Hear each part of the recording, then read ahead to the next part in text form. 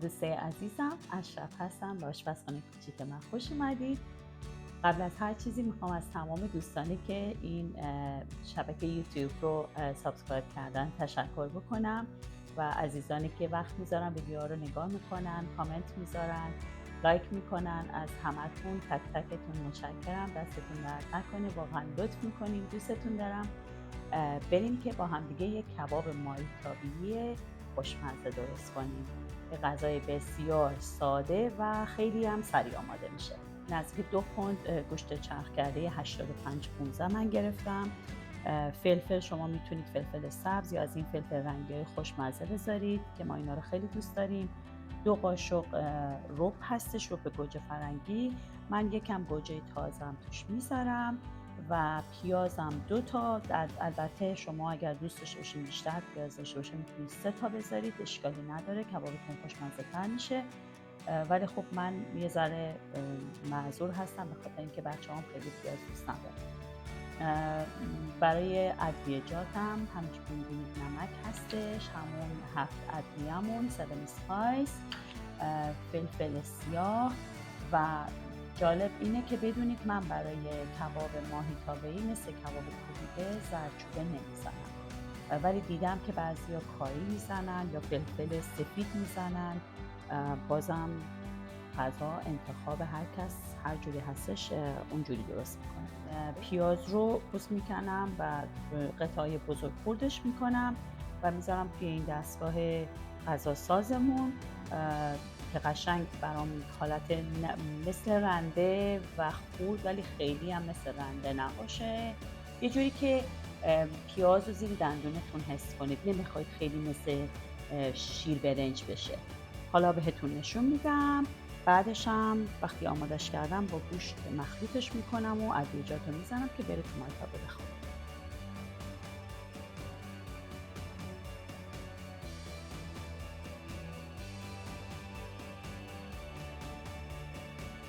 خب من اینو میریزم توی دستگاه.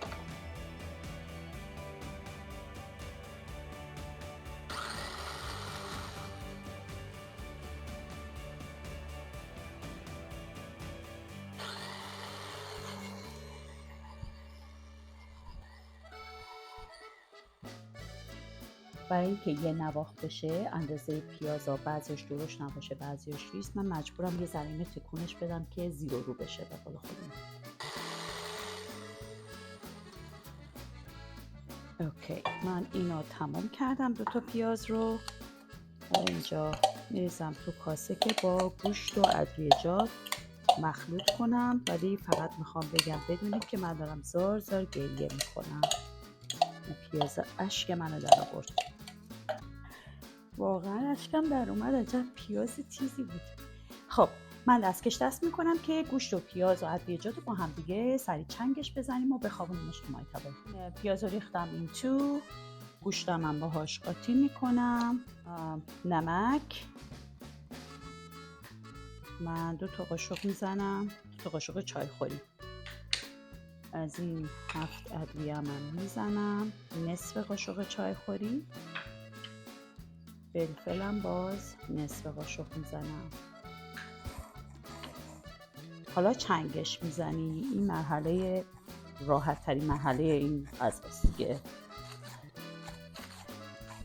خب اینو باید هم بزنید تا جایی که قشنگ دیگه پیازا دیده نشه دیگه، اینقدر باید همش بزنید که کاملا به خورد هم دیگه برن.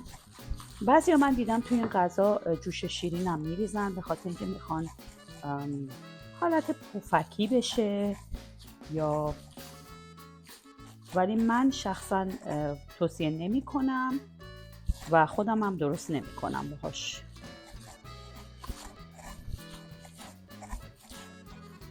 همونجور که میبینید وقتی شما هی میزنید به ندرت این شروع میکنه چربیاش اینجوری چیز میشه، به دستکشتون میچسبه و خودش هم حالت کششی پیدا میکنه.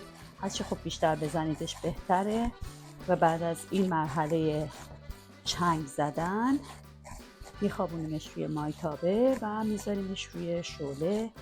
گوجه و فلفل رو هم وقتی میذاریم توی مایتابه به محض اینکه آب بندازه و آماده بشه شما میتونید اونا رو هم بذارید روش و ربو بریزید. خب اینو همینجوری هم میزنید تا وقتی که اون تکسچری که دوست دارید، اون بافتی که دوست دارید به دست بیاد و بعد از اون من مایتابمو میارم که اینو بذارم توش. برای روشم بعد از اینکه آب و گوجه رو مخلوط کردیم مثل یه سس رقیق ریختیم روش، اینا رو من به صورت درسته یا این فلفل رو کات میکنم، نصف میکنم، نصف روش میذارم، خیلی خوشمزه میشه. من این همیشه برام اندازه 2 تای این مایتابه میشه، برای همین نصفش میکنم روش رو، نصفشو یه سری میذارم توی مایتابه، نصفشو سری بعد میذارم، یا 2 تا مایتابه میکنمش. ما میخوابونیمش توی مایتابه.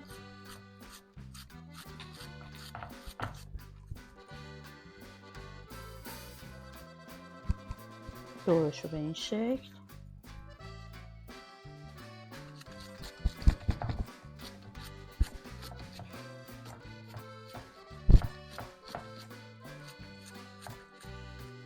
البته شما اگر مایتابه 4 گوش داشته باشین خب خیلی شبیه کات همون کباب کوبیده میشه که خیلی خوشگل تره، ولی اینم قابل خوردنه. اسمش هنوز کباب تابعیه. خب عزیزای دلم نگاه کنید، من اینجوری صافش کردم. حالا با همین انگشت، حالا شما 3 قسمت 4 قسمت هر چند قسمتی که میل خودتون هست میتونید به این ترتیب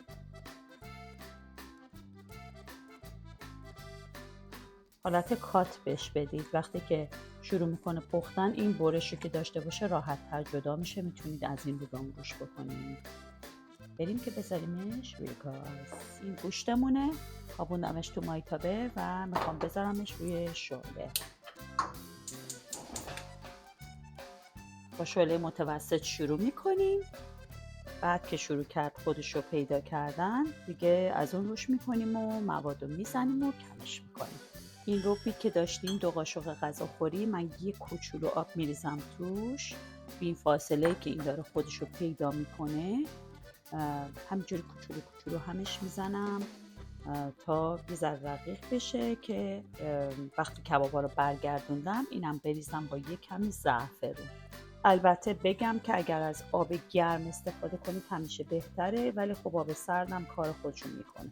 برای آب اندازه خاصی مد نظر نیست، برای اینکه شما در حدی که این رقیق بشه آب لازم دارید.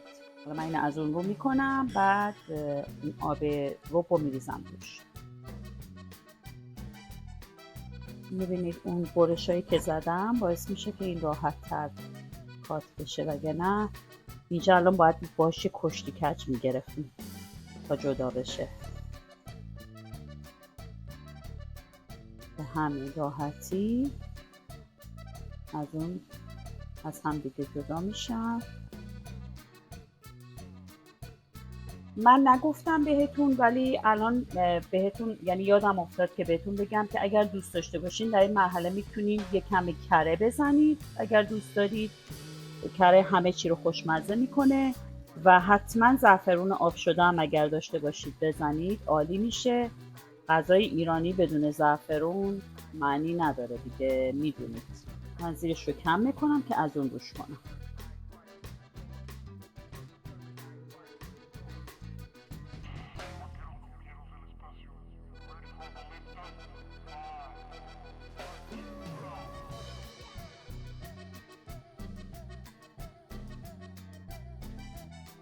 ما میتونیم به همین راحتی از اون روش میکنیم. ببینید از جلز و بلز هم افتاد، من که باید زیرش رو کم میکردم تا بتونم از اون روش کنم، ولی بعد دوباره برش میگردیم به دمای متوسط. خواستم بگم منم یه ذره کره میزنم، ولی ببینید خیلی کم میزنم، خیلی کم میزنم، فقط به خاطر اینکه میخوام اون خوشمزگی کرم توش باشه. گوشتم هم 85-15 بود نسبت چربیش، و دلیل اینکه من 2 پوند گرفتم، اولا که بسته 1 پوندی نداشتن، مجبور شدم 2 پوندی بگیرم، و یوزوالی من معمولا 2 پوندی میگیرم به خاطر اینکه من 2 تا مایتابه درست میکنم به خاطر اینکه فرداش خودم و آقای شوهر میبریم سر کار غذای شب رو و بچه هم فردا اگر کباب باشه اعتراضی ندارن، بی سر صدا میخورن و ما دیگه چالنجی نداریم. این دلیل گوشت. ولی امشب فعلا همین رو دارم درست میکنم چون خودم هستم و آقای شوهر. حالا اینجا من آب رب و اینا رو میریزم روش که این سبزیجات هم بذاریم روش و زیرش رو کم کنیم که همه با هم دیگه جشن بگیرن دیگه تو مایتابه.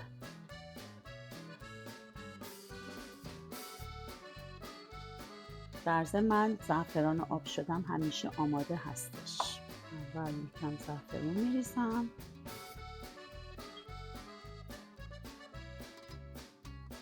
قبل از اینکه هیچ چیز دیگه روی گوشت بره زعفرون بره که مزهش بیشتر احساس بشه. بعدشم رب رو میریزم،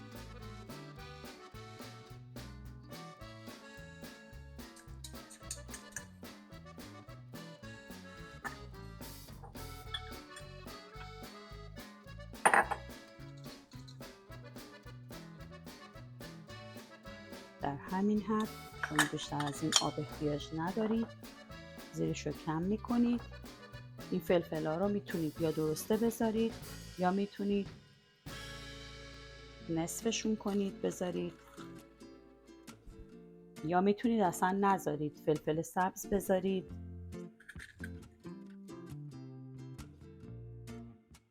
من این فلفل قرمزم چون بزرگتره 4 قسمتش میکنم.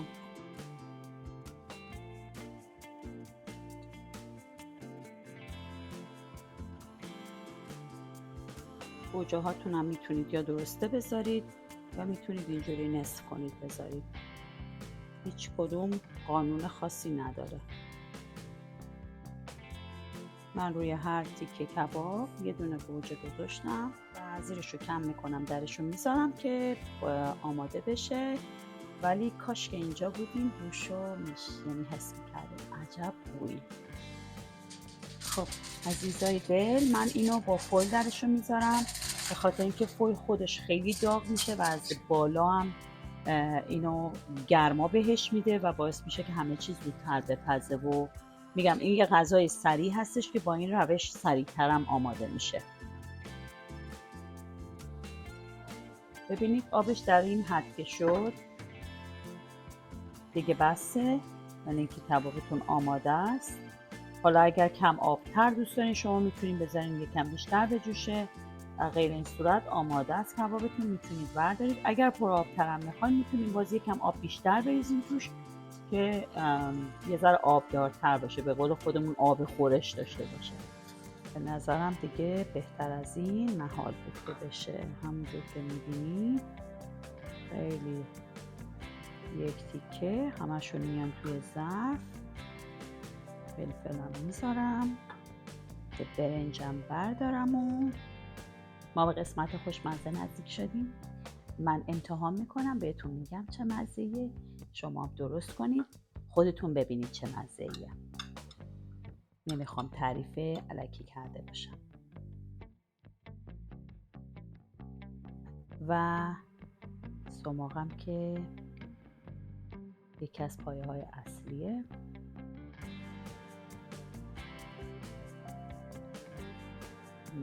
نمیتونم بگم چقدر خوشمزه است، ولی امیدوارم که درست کنید لذتشو ببرید. ممنون میشم کسایی که سابسکرایب نکردن سابسکرایب کنن و حتما کامنت بدین، ویدیو همون رو نگاه کنید. دوستتون دارم. تا آشپزی بعد، برنامه بعد، غذای بعدی. خدا نگهدارتون.